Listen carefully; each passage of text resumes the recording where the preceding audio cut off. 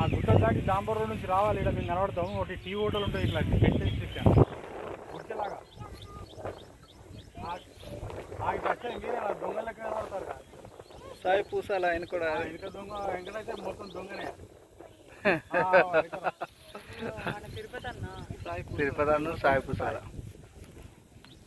Hi friends, చెప్పక్క ఎల్లమ్మ గురించి కొంచెం ముచ్చట్లు చెప్పు నీ మాటలు. సో ఇవాళ ఎల్లమ్మ షూట్కి వచ్చినాం. ఇండిపెండెంట్ మూవీ 1 hour ఉంటుంది. సో ఇవాళ నేను ఎల్లమ్మగా యాక్ట్ చేయబోతున్నా. అంటే ఇవాళ మ్యారీడ్గా, అన్మ్యారీడ్గా, తర్వాత ఎల్లమ్మ దేవతగా మీ అందరికీ నేను కనిపించబోతున్నా.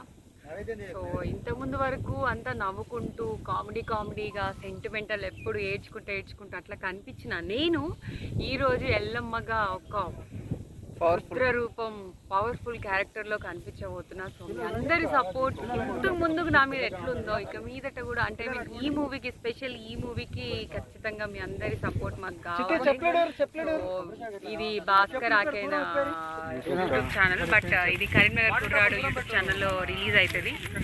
సో మీరు అందరూ ఖచ్చితంగా వెళ్ళి కరీంనగర్ కుర్రాడు అనే యూట్యూబ్ ఛానల్ని సబ్స్క్రైబ్ చేసుకోండి.